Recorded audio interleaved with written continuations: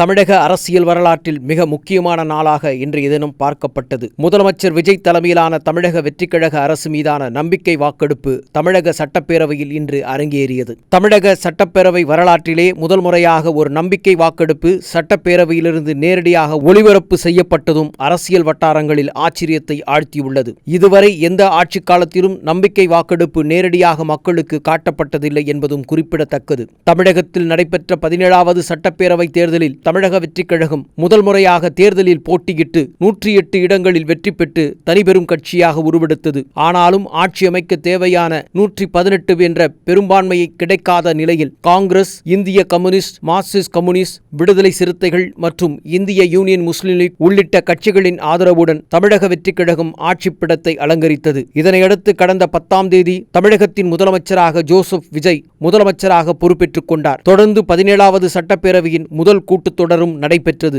அதில் புதிய சட்டமன்ற உறுப்பினர்களுக்கு தற்காலிக சபாநாயகராக மூத்த சட்டமன்ற உறுப்பினரான கருப்பையா பதவி பிரமாணம் செய்து வைத்தார். பின்னர் நிரந்தர சபாநாயகரை தேர்ந்தெடுக்கும் பணிகளும் அரங்கேறியது. அதில் ஜே.சி.டி. பிரபாகரும் துணை சபாநாயகராக ரவிசங்கரும் போட்டியின்றி ஏகமனதாக தேர்வு செய்யப்பட்டனர். இந்த நிலையில் நடைபெற்ற 2 நாள் கூட்டத்திற்கு பிறகு 3வது நாள் கூட்டத்தில் தமிழக வெற்றிக்கழக அரசின் தனது பெரும்பான்மை நிரூபிக்க வேண்டிய கட்டாயம் ஏற்பட்டது. அதற்கான நம்பிக்கை வாக்கெடுப்பும் நடத்தப்பட்டது. இந்த நம்பிக்கை வாக்கெடுப்பின் போது காங்கிரஸ், இடதுசாரிகள், வி.சி.க., ஐ.யு.எம்.எல்., மன்னார்குடி எம்.எல்.ஏ. ஆகியோர் ஆதரவு தெரிவித்திருந்தனர். தொடர்ந்து நம்பிக்கை வாக்கெடுப்பு தீர்மானத்தில் தேமுதிக சட்டமன்ற உறுப்பினர் பிரேமலதா விஜயகாந்த், பாட்டாளி மக்கள் கட்சி சட்டமன்ற உறுப்பினர் சௌமியா அன்புமணி, அதிமுக பொதுச் செயலாளர் எடப்பாடி பழனிசாமி, எதிர்க்கட்சித் தலைவர் உதயநிதி ஸ்டாலின் உள்ளிட்டோர் அவையில் பேசினர். இதில் அதிமுகவின் வேலுமணி தரப்பும் ஆதரவு தெரிவித்து இறுதியில் சட்டசபையின் நுழைவாயில்கள் அனைத்தும் சபாநாயகரின் உத்தரவின் பேரில் மூடப்பட்டது. பேரவையில் 3 முறை மணியடிக்கப்பட்டு பேரவையின் கதவுகள் மூடப்பட்டு சட்டசபையின் 6 பிரிவுகளாக பிரிக்கப்பட்டு பிரிவு வாரியாக வாக்கெடுப்புகள் நடத்தப்பட்டது. உறுப்பினர்களை எழுந்து நிற்க வாக்கெடுப்பு நடத்தப்பட்டது. முதல் டிவிஷனில் 30 எம்எல்ஏக்களும், 2வது டிவிஷனில் 42 எம்எல்ஏக்களும், 3வது டிவிஷனில் 46 எம்எல்ஏக்களும், 4வது டிவிஷனில் எஸ்.பி. வேலுமணி தரப்பு எம்எல்ஏக்களான அதிமுகவின் 25 எம்எல்ஏக்களும் தாவேகா அரசுக்கு ஆதரவு தெரிவித்தனர். 5 மற்றும் 6வது டிவிஷன்களில் தாவேகா அரசை ஆதரிப்பதற்காக 144 பேர் இருப்பதாக கூறியதால் நம்பிக்கை வாக்கெடுப்பில் தாவேகா அரசு வெற்றி பெற்றது. இதனால் முதலமைச்சர் விஜய் தலைமையிலான அரசு நம்பிக்கைக்குரிய அரசுக்கான அடையாளத்தை பெற்றது. இந்த வாக்கெடுப்பில் மொத்தம் 234 சட்டமன்ற உறுப்பினர்களில் விஜய் தனது கிழக்கு தொகுதியாக இருக்கக்கூடிய திருச்சி தொகுதியில் ராஜினாமா செய்ததை அடுத்து நீதிமன்ற உத்தரவை தொடர்ந்து திருப்பத்தூர் தாவேகா சட்டமன்ற உறுப்பினர் அவைக்கு இன்று வரவில்லை. அடுத்து சபாநாயகரின் ஒரு ஓட்டு கணக்கில் வராது. இந்த 3 பேரும் போக மொத்த எண்ணிக்கை 231 இருந்தது. இதில் 2 மதிமுக எம்எல்ஏக்களும் இன்றைக்கு சட்டப்பேரவைக்கு வரவில்லை. மீதமுள்ள 299 எம்எல்ஏக்களில் வாக்கெடுப்பின் பொழுது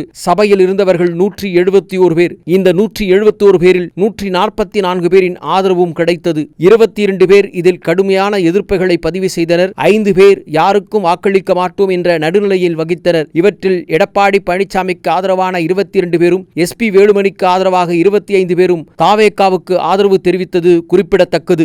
நம்பிக்கை வாக்கெடுப்பு மீதான தீர்மானம் முடிந்த பிறகு முதலமைச்சர் விஜய் நன்றி கூறி பேசுகையில், எங்கள் ஆட்சி அமைய குதிரை பேரம் நடந்ததாக சில உறுப்பினர்கள் தெரிவித்ததை குறித்து நான் விளக்கம் ஒன்றை கூற விரும்புகிறேன். எங்கள் அரசு குதிரை வேகத்தில் செயல்படும் அரசு, குதிரை பேரம் செய்யும் அரசு அல்ல என்பதான விளக்கத்தையும் பதிவு செய்த முதலமைச்சர் விஜய், ராஜகுரு ஒருவரை நியமித்தது குறித்த சில சட்டமன்ற உறுப்பினர்கள் கூறிய கருத்துக்களை தான் மறுபரிசீலனை செய்ய இருப்பதாகவும் குறிப்பிட்டார். தோழமை கட்சிகளின் ஆதரவர்களுக்கும் நன்றி தெரிவித்தார். இந்த அரசு நீடிக்க வாக்களித்தவர்களுக்கும் நன்மை செய்யக்கூடிய அரசாகவும் இது இருக்கும் என்றும் தெரிவித்தார். மேலும் முந்தைய அரசுகளால் கொண்டுவரப்பட்ட பல மக்கள் நலத்திட்டங்களை நிச்சயம் இந்த அரசு தொடர்ந்து செய்வதற்கான உறுதியை எடுத்துக் கொண்டிருப்பதாகவும் சபையில் தெரிவித்தார். 1967, 1977 தேர்தல்களைப் போல சாமானிய அரசையே அமைக்க தாங்கள் விரும்புவதாகவும் குறிப்பிட்டார்.